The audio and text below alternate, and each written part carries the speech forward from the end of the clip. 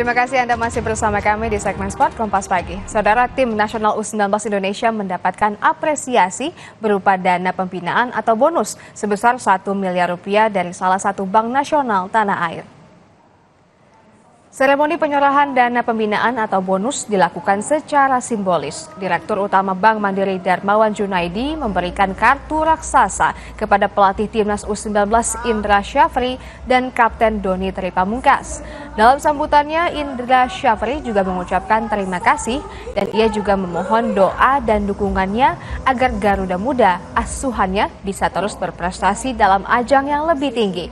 Timnas Indonesia U19 menjadi juara Piala AFF U19 usai mengalahkan Thailand di final. Hasil ini merupakan kedua kalinya Timnas U19 berhasil menjadi juara di ajang Piala AFF U19.